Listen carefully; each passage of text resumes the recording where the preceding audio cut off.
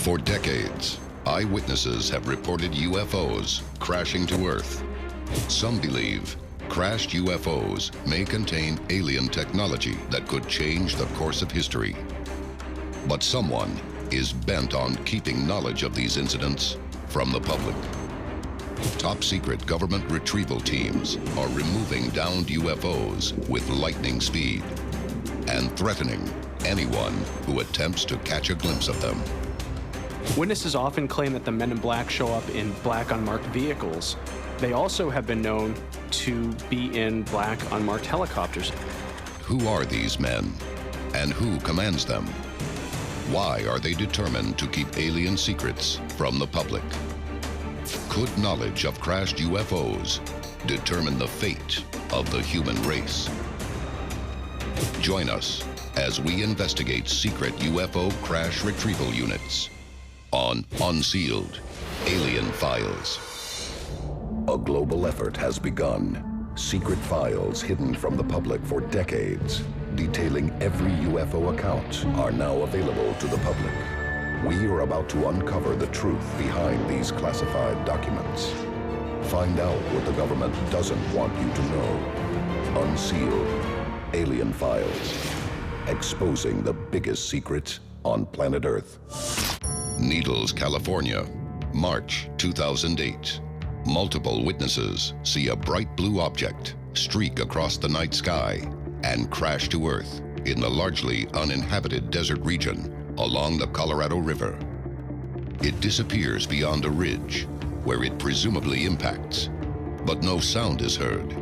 The onlookers include Frank Costigan, a former security chief of the Los Angeles International Airport, who watches as a response team approaches the impact site. Costigan has worked in conjunction with any number of law enforcement and national security agencies. But this is unlike anything he's ever seen before. Instead of the expected search and rescue or air ambulance units, he watches as a small formation of unmarked black helicopters gathers over the crash zone. They leave carrying a large glowing object suspended by a cargo hook. The former LAX security chief contacts David Hayes, the owner of Needles' local radio station, to report the news. But Hayes has news of his own. In the minutes following the crash, he allegedly watched as a convoy of dark vehicles bearing government license plates raced toward the scene. It's clear to both men that both the helicopters and convoy were working together and that this was not their first operation. Witnesses often claim that the men in black show up in black unmarked vehicles. They also have been known to be in black unmarked helicopters. Whether you're an abductee or just a UFO witness, it's very possible that you're going to see one of these black helicopters. But when the Needles incident witnesses report what they've seen, authorities deny any knowledge of a crashed UFO or any government response units in the area. The case is considered closed. According to experts, the Needles incident is a textbook UFO retrieval operation carried out with ruthless efficiency. But who are these specialists? And do they really work for the government? If so, the Needles operation shows they have come a long way from one of the first alleged attempts at UFO retrieval. Roswell, New Mexico, 1947. A UFO crashes in the desert. Multiple witnesses report American troops engaged in a large-scale operation to retrieve the wreckage. The military announces its recovery to the world, only to retract the statement the next day. The botched handling of the Roswell incident will give rise to a worldwide community of UFO conspiracy theorists that continues to this day. But how could UFO retrieval evolve from Roswell to surgical operations like that at Needles? The answer may lie hidden in the pages of a legendary military manual. Unsealed Case File. Special Operations Manual 1-01. 1954. In the years following Roswell, America is experiencing a UFO craze. But the Air Force doesn't share the public's enthusiasm. It reportedly issues Special Operations Manual 1-01, providing detailed instructions for the recovery and disposal of UFOs.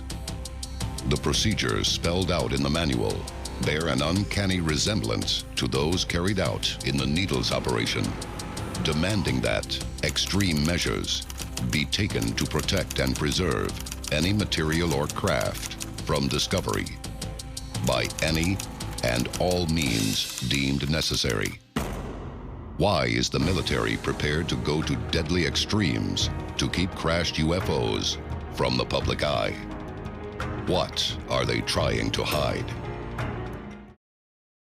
For decades, witnesses have reported secret government response teams speeding to recover crashed UFOs. Their mission? To keep onlookers away and deliver the wreckage to high-security facilities away from the public eye. The government denies their existence, but the public record tells a very different story. Kecksburg, Pennsylvania, December 9th, 1965. Residents report a fiery object streaking across the evening sky. At first glance, it looks like a meteor, until it suddenly appears to adjust its trajectory moments before crashing in a forest outside town. Many rush to the impact site, but few get close enough to see the mysterious aftermath. When they gathered, what they noticed was that almost instantly a group, a unit of American soldiers who wore no insignia and came with a flatbed truck were there to retrieve this object and take it away. People were warned, keep your mouth shut. Don't talk about this. 24 hours after the Kecksburg crash, the media take up the official government position. No UFO crashed near Kecksburg, and the military was never there. Was Kecksburg the work of the same mysterious organization that appeared in Needles, California over 40 years later? If it was, who are they? And who do they work for? The answers may lie in the early years of the Cold War. Unsealed case file. The Air Intelligence Squadron. 1952. The Air Intelligence Squadron is formed. Its ranks include seasoned veterans of the Second World War and Korea, specially trained for the recovery of downed Soviet spy planes and the thorough examination of the technology. But in 1953, only a year after its formation, the squadron receives an historic order. Air Defense Command issues Regulation 200-2, expressing the military's direct interest in the facts pertaining to UFOs. Air intelligence is to provide a highly mobile response unit ready to recover downed objects of unknown origin. It's a rare admission by the American military of the existence of UFOs. A 1955 map allegedly reveals air intelligence agents stationed across the nation, casting the widest possible net in their mission to recover crashed alien craft. But what happens to the wreckage? Where is it taken? And who is in charge of its safekeeping? Many experts believe America's UFOs are controlled by the Majestic 12, an ultra-secret committee of high-ranking science and intelligence officers, assembled by President Truman in the days following the Roswell incident. They also believe that the organization quickly went rogue, defying the authority of even the president himself. President Kennedy was very concerned over the power of this organization called Majestic 12. The decisions were not being made in the best interests of the United States and were not being made by the best minds that the US could offer. It's alleged that behind closed doors, Kennedy demanded full disclosure of the Majestic 12's UFO activities. Some believe this challenge to their authority cost him his life. Was America's secret UFO organization behind the Kennedy assassination? What secrets were they trying to hide? The answer may be found in one of the most dangerous UFO retrieval operations ever reported. Unsealed case file. The Fort Dix alien. Fort Dix, New Jersey, January 18th, 1978. An eyewitness, using the name Jeffrey Morse, reports a dozen glowing UFOs hovering over the base. A state trooper responds to the call. But just as he arrives at the gate, his headlights reveal a short, gray-skinned alien.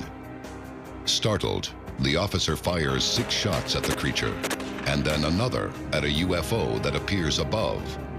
The alien flees into the darkness. A short time later, Morse finds the alien dead on an unused runway between Fort Dix and nearby Fort McGuire. Both bases are immediately placed in security lockdown. An unidentified unit arrives and informs the base commander it is taking control of the situation. The unit allegedly retrieves the alien and transports it to Wright-Patterson Air Force Base in Ohio, home to the infamous Hangar 18, which many believe to be a storage facility for debris recovered at Roswell and other UFO crash sites. Morse is ordered to Wright-Patterson, where he is threatened with court-martial if he ever speaks out about the incident. Did the crash retrieval team dispatched to Fort Dix really recover an alien body? And if they did, why are they keeping this landmark discovery from the public? Could they be protecting us from imminent danger? Many experts believe that a secret government organization has seized control of America's UFO crash retrieval operations. Are they working in their own self-interest, or are they protecting the public from an alien threat so extreme it would cause mass panic? Dayton, Texas, December 29th, 1980. Betty Cash and Vicki Landrum are driving along a rural highway in the dead of night when a bright, diamond-shaped object appears above their car. They stop and get out to take a better look, only to be struck by a wall of blazing heat emanating from the object. Moments later, nearly 24 unmarked helicopters arrive on the scene, but the UFO disappears into the night.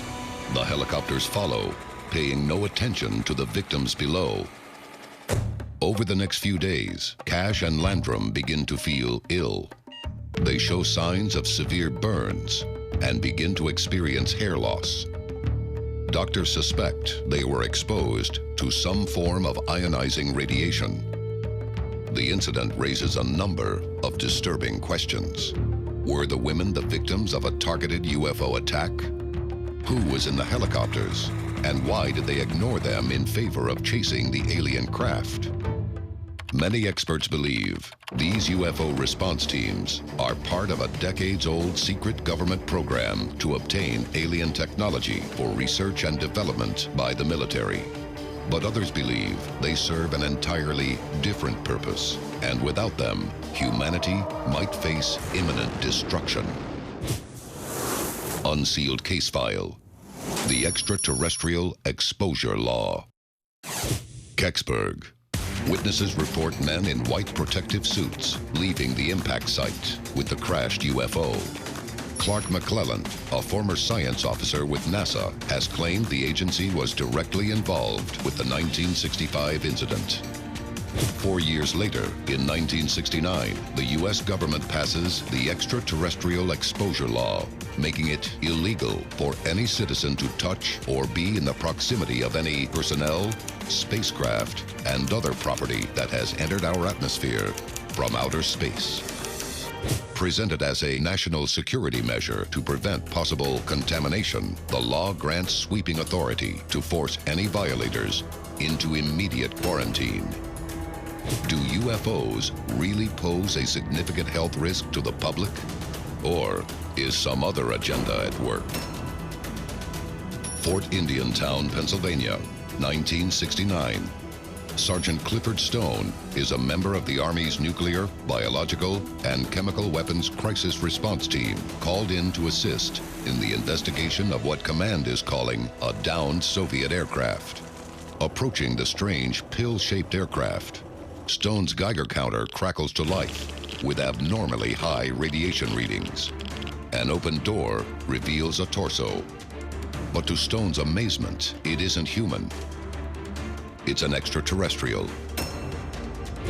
Moments later, Stone is ordered off the crash site, while another unidentified response team takes over. The incident will inspire Stone to begin a lifelong campaign to penetrate the government's veil of secrecy. His findings may change the way we think about the U.S. government forever. Decades, the U.S. government has been conducting secret UFO crash retrievals. The Extraterrestrial Exposure Law of 1969 prevented any citizen from examining recovered craft, citing the danger of alien contamination. But according to UFO investigators, like former U.S. Army Sergeant Clifford Stone, preventing radiation sickness or the outbreak of disease is just another government ruse. Its real objective is to maintain complete control over any alien survivors, all in an effort to prevent first contact with the general public. And according to Stone, this has put the world in grave danger from the outside and within. At the NASA Department of Astrobiology conference in 2000, a report was released stating NASA didn't really know what the world reaction would be to full disclosure. If something went wrong, it could be fatal. Not because extraterrestrials are dangerous, but because we're a danger to ourselves. Retired Air Force Captain Robert Salas is personally aware of that danger. At the 2013 citizen hearing on disclosure, Salas testified about an event that occurred at the Malmstrom Air Force Base in 1969. He and many other military personnel witnessed a UFO remotely disable 10 nuclear missiles. The craft hovered over the base for several minutes before disappearing and then re-enabled the weapons. Salas believes it was a warning and also believes the government and military have a secret agenda in covering up the existence of extraterrestrials. And it's not for the common good. There is a small group of individuals inside government and outside government that are controlling this phenomenon. For Salas, it comes down to one basic truth. It is not about concern for public safety. That window passed a long time ago. This is such a complex thing that these secrets are so powerful that the men controlling this, men and women that are controlling this, I do think it's about power and greed. This is Unsealed, Alien Files, exposing the biggest secret on planet Earth.